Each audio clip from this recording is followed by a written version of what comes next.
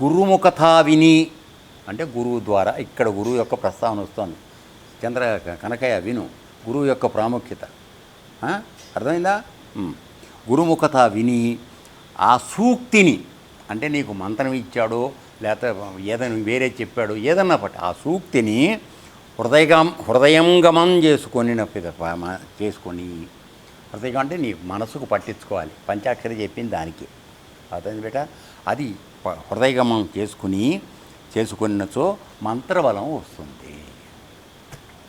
మంత్రం చెప్పకూడదని ఎవరు అనలా, కేవలం మంత్రం వలన అది కాదు అని మేము చెప్తున్నాం. మంత్రంతో పాటు యంత్రం ఉండాలి, తంత్రం ఉండాలి. ఈ మూడు ఉన్నప్పుడే మనిషి యొక్క జీవితం పరిశుద్ధం అవుతుంది. ఇప్పుడు జరుగుతున్నది ఏమిటంటే కేవలం మంత్రం ఇచ్చి వదిలేస్తున్నారు. ఆయన ఇచ్చి వదిలేస్తున్నాడు, ఈయన తీసుకుని వదిలేస్తున్నాడు. కొన్ని తీసుకున్న వాళ్ళందరూ మంత్రం చేస్తున్నారు నాన్న, నిజం చెప్పు.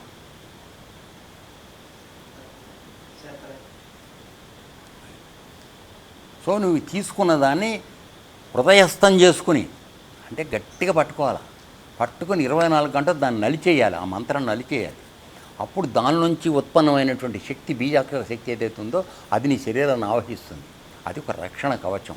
నీ దగ్గరికి ఏ పాప సంబంధమైనవి ఏవి నీ దగ్గరికి రావు, రోగాలు నీ దగ్గరికి రావు. అంత శక్తి ఉంది. ఎవరు పట్టించుకోకపోతే ఏం చేద్దాం? మనం ఏం చేద్దాం?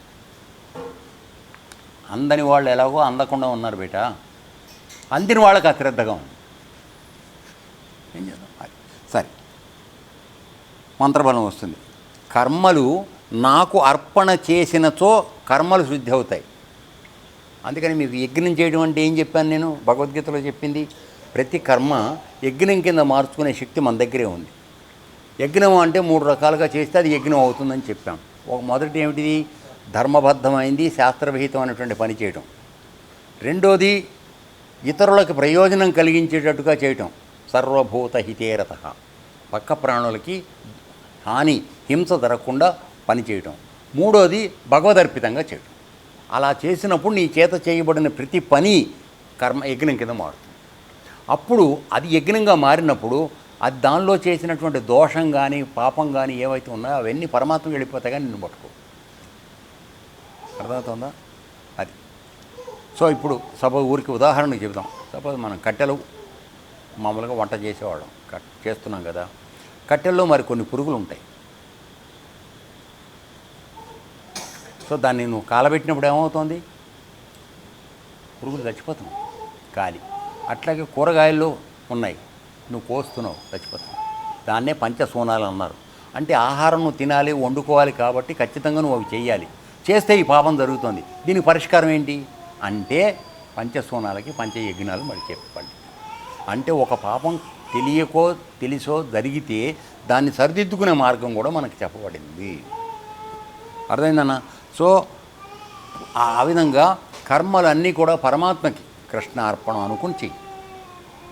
తర్వాత దేశము, కాలము, పదార్థం, కర్త, మంత్రం, కర్మ శుద్ధంగా ఉన్నప్పుడు అవి ధర్మాలుగా అవుతాయి. ఎన్ని శుద్ధంగా ఉండాలో చూడు, అది ధర్మంగా మారడానికి. ఎన్ని? దేశము, కాలము, అంటే నువ్వు ఉన్నటువంటి ప్రదేశం, తర్వాత నువ్వు చేస్తున్న కాలం, తర్వాత నువ్వు తీసుకుంటున్న పదార్థం ఏదైతే ఉందో అది, తర్వాత చేసే కర్త అంటే చేసేవాడు ఎవడో వాడు, తర్వాత వాడు అనుష్ఠానం చేస్తున్న మంత్రం, తర్వాత వాడి చేత చేయబడే కర్మ, ఇవన్నీ శుద్ధంగా ఉన్నప్పుడు అది ధర్మం అవుతుంది. అంటే ధర్మం అంటే ఏమిటండి అంటే ఇవన్నీ శుద్ధంగా ఉంటే ధర్మమే. ఇంకా వేరే నువ్వేం చేస్తున్నావు అని అక్కర్లా, అన్ని దాంట్లోనే వచ్చేసినాయి. ఏనమ్మా? తర్వాత దేశకాలాదులు అశుద్ధం అయినప్పుడు అధర్మాలు అవుతాయి. సో దేశకాలాదులు అంటే దేశము, కాలము. ఇప్పుడు సపోజు మనం ఒక సమయంలో, ఇప్పుడు ఈ వానాకాలం సమయంలో మామూలుగా మనం కొన్ని పనులు చేయకూడదు. అందుకోసమే చాతుర్మాస వ్రతం అని చెప్పి సన్యాసులందరూ కూడా పీఠాధిపతులు ఒక దగ్గర నిలవండిపోతారు, ఎక్కడికి ప్రయాణం చేయరు. ఎందుకని? ఈ సమయంలో నదులన్నీ కూడా ఋతుస్నాతలై ఉంటాయి, కొత్త నీరు వస్తుంది. తర్వాత అవి ఋతుస్నాతలై ఉంటాయి, గర్భం ధరించడానికి వీలుగా, అంటే దాని నుంచి చేపల ఉత్పత్తి అవన్నీ బాగా జరుగుతూ ఉంటాయి, పురుగులు అన్నీ. సో వాటిని ముట్టుకోకూడదు. ఇంట్లో మామూలుగా బయట ఉన్న ఆడావిని బయట ఎట్లా పెట్టి ఉన్నామో అట్లాగే నదుల్ని కూడా ఇప్పుడు మనం ముట్టుకొని రోజు చేయకూడదు. అందుకని 4 నెలల పాటు అది దీని ప్రకారం వాళ్ళు మానేస్తారు. ఇప్పుడు కంచిపీఠాధిపతి వెళ్ళి కాకినాడలో ఉన్నారు ఆయన చాతుర్మాస వ్రతానికి. అట్లా వాళ్ళు ఏదో ఒక ప్రాంతాన్ని ఎన్నుకుని ఆ 4 నెలలు అక్కడ ఉండిపోతారు. తర్వాత మళ్ళీ ఆధ్యాత్మికంగా వచ్చేటట్లయితే విష్ణుమూర్తి ఈ 4 నెలల సమయంలో యోగ నిద్రలో ఉంటాడు. శయన ఏకాదశి అంటాం, భీష్మ ఏకాదశి, శయన ఏకాదశి. దీని దగ్గర నుంచి మళ్ళీ కార్తీక మాసం ఇది వచ్చే వరకు ఆయన నిద్రలో ఉంటాడు. కాబట్టి ఇప్పుడు ఏమి జరగకూడదు. సో ఇన్ని రకాలైన జాగ్రత్తలు ఆలోచించి పెట్టబడింది. ఇప్పుడు మనం మామూలుగా షైర్లకు వెళ్ళటం, అది వెళ్ళటం, ఇది వెళ్ళటం, రకరకాలు నడుస్తాం. ఇది ఎవరు చెప్పేవాళ్ళు లేరు, చెప్తే వినేవాడు అంతకన్నా లేడు. అది సో ఆ విధంగా దేశకాలాలు. తర్వాత కాలం చేయకూడని సమయం. నువ్వు ఒక సమయంలో ఒక పని చేయొచ్చు, ఒక సమయంలో అదే పని చేయకూడదు. మనం అటువంటి తేడా ఏమైనా అబ్జర్వ్ చేస్తున్నామా? మనం చేద్దాం అనుకుంటే చేద్దామే, అంతే. చేద్దారంటే చేద్దారి, చూద్దారంటే చూద్దారి. దీనివల్ల ఏమవుతాయండి, అవి అధర్మంగా మారిపోతాయి నువ్వు చేసే పనులు. తర్వాత అప్పుడప్పుడు శాస్త్రవిధి అనుసరించి గుణం దోషం అవుతుంది. సో మన యొక్క గుణం దోషంగా మారిపోతుంది. అంటే మన దగ్గర 3 గుణాలు ఉన్నాయి కదరా. ఆ 3 గుణాలు మన మంచి కోసమే పెట్టబడినాయి. న్యాయంగా మాట్లాడితే పరమాత్మ ఏం తెలివి తక్కువ వాడు కాదు. ఆ 3 గుణాలు మనకు అవసరం. అర్థమైందా? ఇప్పుడు నువ్వు సాత్విక గుణం అంటే మంచి పనులు చేయాలనే సదుద్దేశం. నేను కడుపు నిండా తినాలి, పక్కడికైనా 2 ముద్ద అన్నం పెట్టాలనే బుద్ధి ఉండటం సాత్విక గుణం.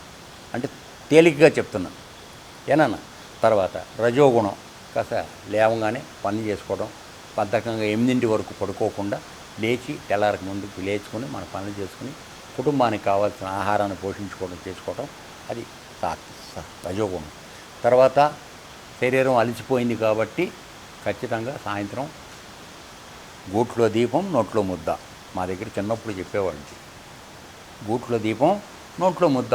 అంటే దీపం పెడితే ఒక అరగంటే వాళ్ళు లైట్ వెలిగేది అంతే. కిరసనాయిల బుడ్డి చిన్నది పెట్టేవాళ్ళు. సో అరగంట సేపు ఉంటే చాలు, అన్నం తినడం అయిపోగానే అన్నీ సర్దేసి పడుకునేవాడు. 1 గంట అటు ఇటు పనులు సర్దుకునేవాళ్ళు, పడుకునేవాడు. అన్నం తిన్నాక 1 గంటలో పడుకునేవాడు. తెల్లారి 3ంటికి లేచిపోవాడు. నేను ఇప్పుడు లేవలేకపోతున్నాను, ఆరతి కూడా రాలేకపోతున్నాను, పాయింట్ ఇప్పుడు వస్తుంది. సో ఈ విధంగా జరుగుతుంది. సో గుణం దోషం అవుతుంది, అలాగే దోషం గుణం అయిపోతుంది. 2 పాయింట్లు మాట్లాడుతున్నాడు. అంటే నువ్వు తప్పుడు పని చేయడమే నీ గుణంగా మారిపోతుంది. అర్థమైందా?